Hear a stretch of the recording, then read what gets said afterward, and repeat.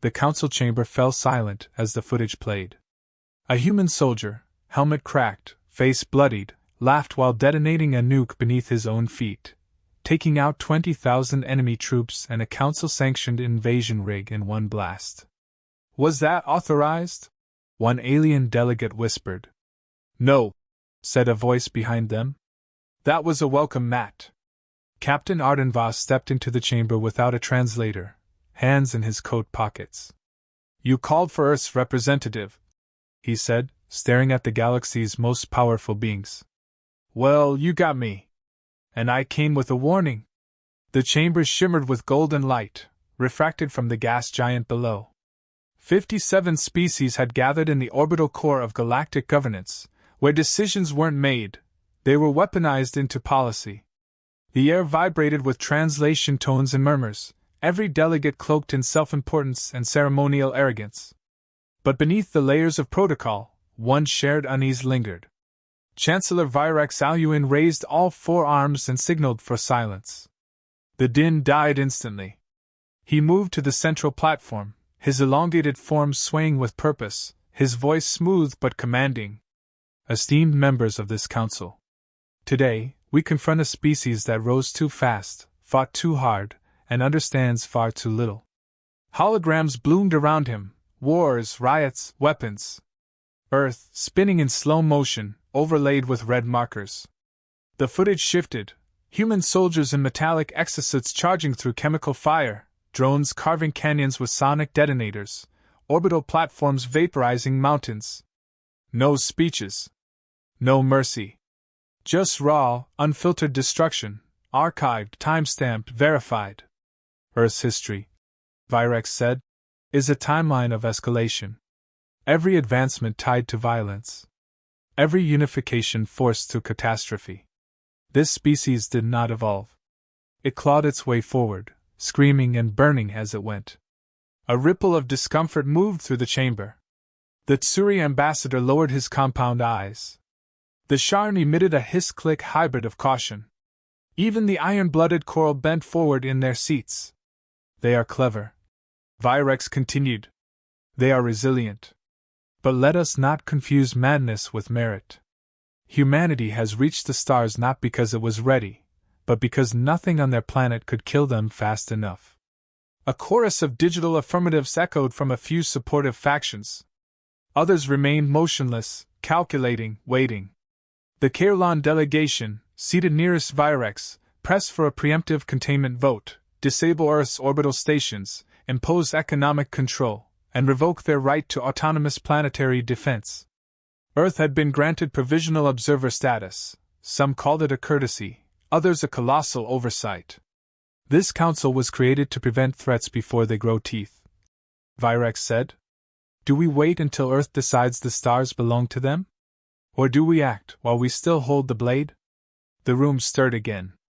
Virex activated another sequence. This, he said, is Operation Black Sea. The feed switched to a classified skirmish. Earth's vessel, Harrowing Grace, had intercepted a Council survey ship in restricted space. Instead of retreating or opening comms, the human ship engaged its warped core as a slingshot weapon, ripping the enemy cruiser in half with artificial gravity distortion. No survivors. No remorse. The silence was thick now. They call this a defensive maneuver. Virex added. We call it engineered insanity. He gestured toward the glowing vote ring above. I motioned for Containment Protocol 7. Full diplomatic lockdown. Immediate resource control. Military preparedness if resisted. As the vote sequence initialized, voice chips chimed. Each delegation's glyph flickered as decisions streamed in. I. A pause. Then came the voice of the Trelax ambassador, an ancient crystalline being whose kind hadn't spoken in 6 galactic cycles. We abstain. Virex narrowed his gaze. You abstain? On what grounds? The Trelax ambassador's form shifted slightly, a subtle ripple through its translucent surface. On the grounds, it said, that you have never fought a human. The room waited for more. There was none. Virex's expression remained unreadable, but the irritation was evident in his next motion. Noted. Abstention logged. The voting resumed. By the time the last glyph dimmed, the results appeared overhead. 32 in favor. 24 against. 1 abstention. The motion had passed, barely. But not fully. Not yet. Protocol required one final step. The accused species must be informed and allowed a formal representative to respond before action could begin. Virex turned to the chamber. We have issued our warning. Earth may now answer. Their envoy will arrive within 3 cycles. No one spoke, but something hung unsaid between them. Earth had not responded to any prior summons. No apologies. No rebuttals. They hadn't even acknowledged the charges. Let us hope, Virex said, folding his arms. They send someone who understands diplomacy. 3 levels above, a silent observer watched the entire session without speaking. Commander Tryon of the Alari Compact leaned back in his viewing chamber, eyes narrowing. They think Earth will plead, he muttered. They don't know the kind of bastard Earth sends when threatened. He activated a private channel. Confirm arrival of Earth's envoy? A synthetic voice replied. Captain Arden Voss. ETA, 12 hours. Ship, the ungrateful bastard. Tryon exhaled. Oh. They're not sending a diplomat. They're sending a loaded gun. The ship that docked didn't match anything the Galactic Council had seen before. It wasn't polished, diplomatic, or even symmetrical. Black plating, asymmetrical thrusters, scorch marks on the hull. The ungrateful bastard looked like it had been dragged backward through a war. No insignia. No beacons. Just one ship, ugly and silent, docking without clearance. Council security mobilized. Scans lit up. No visible weapons, yet electromagnetic anomalies pulse from its core like a growling animal pretending to sleep. The docking hatch hissed. Silence stretched. Then boots. Heavy, deliberate. Captain Arden Voss stepped onto the concourse alone, unarmed, unreadable. He wore a coat that looked stolen from 3 different militaries and boots scuffed down to the steel. His eyes scanned the council guards like they were furniture. Name, barked the lead sentry. Voss didn't slow down. The guy you're scared of. The translator implant buzzed, trying to adapt to the slang. The guards flinched but didn't move. Voss walked straight into the chamber, ignoring protocol, ignoring formality, ignoring everything the council held sacred. He wasn't here to fit in. He was here to break something. The chamber darkened as he stepped into the central speaking circle, replacing Chancellor Virex's usual platform with a quiet override. No introduction. No ceremony. Just the human, staring. Captain Arden Voss. Earth, announced the system reluctantly. Chancellor Virex rose from his seat.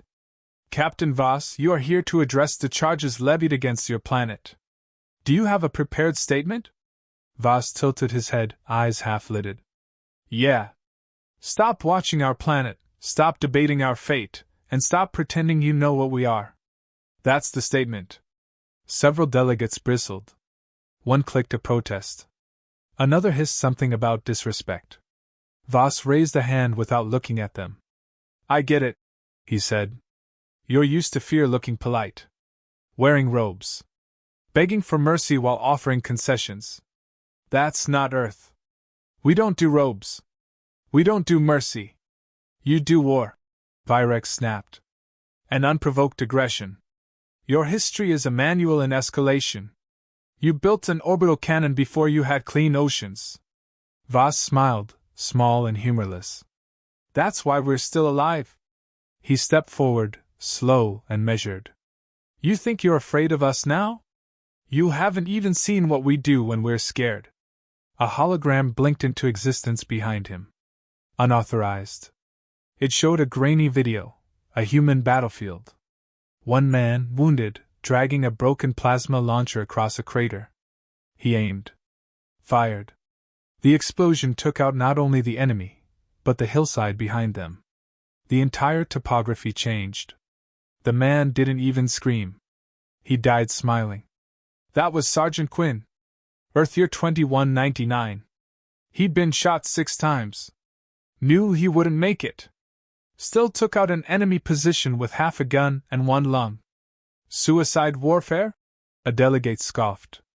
No, Voss said. We call that Tuesday. He turned in place, gaze sweeping the room.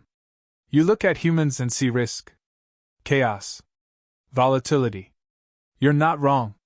But that's not a flaw. That's design. Every one of us is a storm with skin. And the moment you try to cage us, we find a way to make the bars into blades.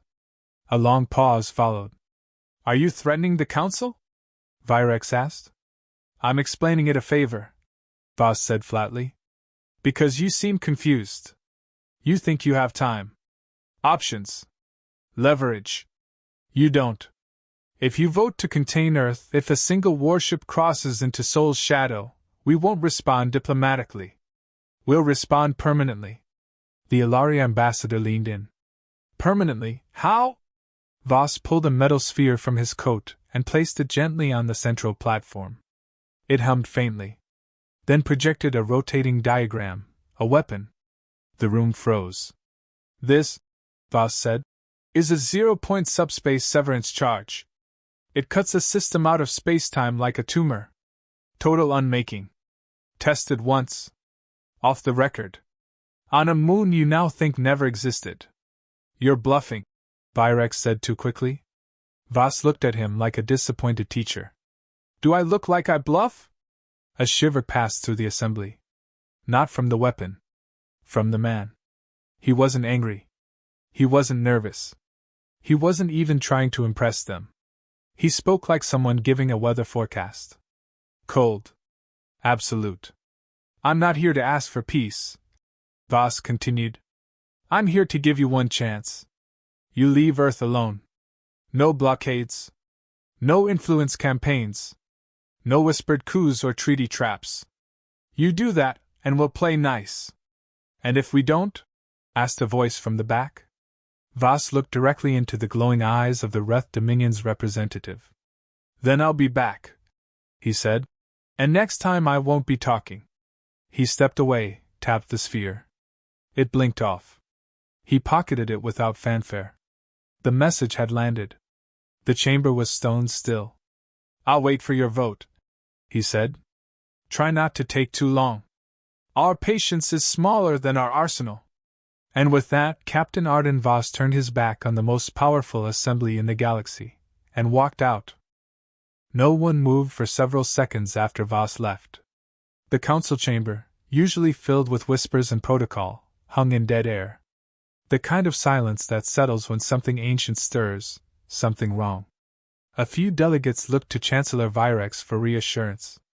He offered none. His fingers tapped the data console, but there was hesitation in the rhythm. We need verification, the Tsuri ambassador said, finally breaking the stillness. Was that weapon schematic real? A low, rasping voice came from the Glavian sector. Even if it's fake, you saw how he delivered it. That wasn't diplomacy. That was a warning in a suit. I don't respond to fear, Virex snapped. No, murmured the Trelax delegate. You respond to extinction only when it knocks. Virex clenched his mandibles. We need context. The footage he shared, we don't know what it really showed. We've all seen manipulated data before. But the chamber lights dimmed again, and without request, more footage loaded. Voss had seeded the council's network. A gift, or a plague, depending on how you interpreted the next few minutes. Scene 1, a human desert operation. Foot soldiers and exosuits surrounded, outgunned, out of supplies. A commander, barely 20 years old, initiates a failsafe. The ground erupts. Enemy units, terrain, and the humans themselves vanish in a single tectonic burst. No surrender protocol? Someone asked. No, answered the Alari observer from his seat above. Earth doctrine. Mission success over unit survival. This was real. I've seen their archives. Scene 2, a biological weapon detonation on an ocean world. Human forces use an atmosphere-reactive strain of nanofungus that melts enemy war constructs, along with half the planet's aquatic life. The human commanding officer stands at the shoreline, watching the clouds curl inward. He lights a cigarette. Says nothing. Why would anyone deploy something like that? Asked the Reth delegate, scales twitching. Because it worked, the Sharn ambassador muttered. Scene 3, no video. Just audio. A transmission log between Earth's orbital command and a forward outpost on an alien moon. We're compromised. 30,000 enemy troops inbound. Command, we need evac. Negative. Airspace is sealed. Collapse the valley. Burn everything. Say again? Everything. No witnesses. No survivors. No evidence. Make it clean. The log ended. A beat passed before Virex stood again, visibly rattled now. This is not a court of horror stories, he said sharply. This is the Galactic Council. We do not decide by intimidation or shock value. No, said the crystalline voice of the Trelax. You decide by who can end you the slowest. And today, you just met someone faster. Virex ignored him, turning to the archive counselor. Scrub the uploads. We have no validation of chain of custody. It could be falsified. The archivist didn't move. No, Chancellor. It cross-checked. The log signatures are authentic. Earth confirmed the missions on their own channels. You mean they admitted this? They didn't hide it, the archivist corrected. They broadcast it in response to our surveillance probes. The message embedded in each video was identical. He pulled it up. Text scrolled across the chamber's ceiling. This is what we do to enemies. Imagine what we reserve for threats. There was a weight to it. Not theatrical. Just brutally clear. Virex tried one last pivot. These are not the actions of a civilized species. Civilized? The Sharn delegate hissed. You mean sanitized. Predictable. But they're not civilized, Chancellor. They're efficient. You're asking if we want them on a leash. I'm asking if leashes even work on hurricanes. A few laughed, not because it was funny, but because it felt like the only acceptable response to panic. Counselor Relia of the Viri, a species known for neutrality and obsessive risk calculations, finally spoke. I ran the projections, she said. If Earth retaliates with even half the capacity they claim, 9 core systems are at risk of irreversible ecological collapse. 17 border colonies would not survive the first wave. They don't need dominance to win. Just spite. Chancellor Virex turned to her. So you're saying we do nothing? I'm saying if you fire a slingshot at a planet killer, don't act surprised when it notices. Virex said nothing for several breaths. He stared at the empty speaking platform where Voss had stood minutes before. A flicker of uncertainty crossed his features, subtle but visible to anyone watching closely. And then, a delegate from the Lesser Concord leaned forward. We've always assumed humanity was climbing to our level, he said, voice low. What if we were wrong? What if they were never below us to begin with? Just distant. That idea settled like a stone dropped into water. Quiet, but with ripples no one could stop. The council fell silent again. Not out of awe. Out of realization. Not everyone in that chamber feared death. But everyone feared the kind of enemy who didn't. And somewhere, aboard a black-plated ship coasting silently in low orbit, Arden Voss watched the council scramble with half-lidded eyes and a cup of synthetic coffee. He didn't need to say a word. He'd already spoken the only language that worked. Proof. The night cycle fell across the council citadel, though the stars didn't care. Inside the chamber, most delegates had vacated, leaving only the Chancellor, a few inner-circle loyalists, and an air that reeked of doubt. Virex stood with his back to them, facing the transparency wall that looked out over the swirling clouds of the gas giant. He hadn't spoken in 10 minutes. They've undone 300 cycles of diplomatic precedent in a single appearance, said his adjutant quietly. Virex didn't turn. They didn't undo it. We did, by letting them in. He finally moved to the central terminal, hands hovering above the security clearance port. One motion, and access to the ship. Ungrateful bastard blinked into his private feed. Surveillance had limits. But backdoor protocols, they weren't illegal, just impolite. And this moment was well past etiquette. Is this wise? Asked the very envoy who had stayed behind. Virex didn't answer. He drilled into the logs, parsing subroutines, decrypted command strings, searching beneath standard navigational data. And then, in a compressed, locked vault, he found it. Project Starfall. A series of schematics unfolded in ghost light. Virex leaned in, his pupils dilating. Artificial gravity engines strung together with negative mass coils. Core singularity drive stabilized in phased state magnetic suspension. The warhead, labeled Mk6, didn't detonate, it unraveled. Impossible, whispered the Viri. No, said Virex. It's human. The simulations were buried deeper, segmented by system mass and star type. Each simulation ended the same, stellar collapse. Not explosive. Not radiant. Just vanishing. The light gone. Time disrupted. Matter folded into a point so absolute it erased the memory of space. How many? The Viri whispered. 4, said Virex. Deployed? Not tested. Deployed? A silence bloomed between them. Real silence. Not the kind shared by diplomats, but the kind that lives in burial chambers and wreckage. He shut the console and stared at his hands. We pushed them to show their teeth. What did we expect? A warning bark? They said it was a bluff. Someone said behind him. It's not a bluff if you're already standing on the mine, Virex murmured. Across the station, Arden Voss leaned back in his pilot chair, boots resting on the console, a sandwich half-eaten beside him. The transmission light blinked twice, intercept trace confirmed. He grinned without warmth. I told them not to dig, he muttered. He slid his fingers across the interface and opened a private channel to Earth's central defense. Transmission secure. Message follows. The AI responded in a crisp, emotionless tone. Recording. Voss spoke slowly, clearly. Starfall was accessed. No reaction yet. Recommend staging system pull demonstration at Kuiper boundary, limited yield. Confirm decoy payload active. Let them smell it without bleeding. Order confirmed. He shut the line, exhaled, and finished the sandwich.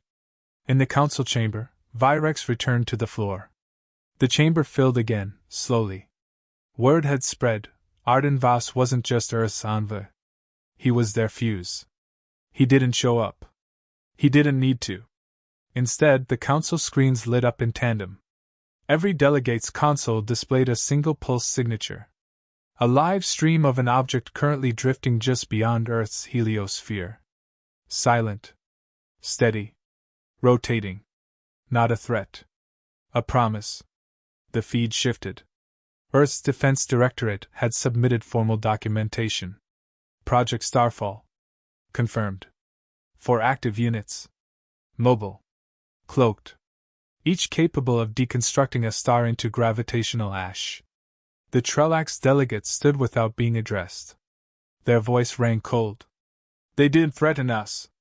They warned us. We ignored it. Now they've simply let us read the final paragraph. I refuse to believe they'd use such a weapon, said the Corps representative. They live there too. They have ships, someone whispered. They have options, someone else added. They have nothing to lose, finished the Sharn. Virex's voice came low, colder than the void. This council cannot survive a war with Earth. Not now. Not when the line between bluff and apocalypse is that thin. I propose we revise the vote. Some protested. A few panicked. But the motion stood. Vote recalibration engaged. This time, the vote wasn't close. 39 approved full diplomatic immunity for Earth. No containment. No restrictions. No surveillance. They would be considered a fully autonomous species with veto authority on military operations within 6 systems of Sol. Some called it capitulation. Others called it insurance. When the vote passed, Voss received a simple message. Resolution approved. Hostilities nullified.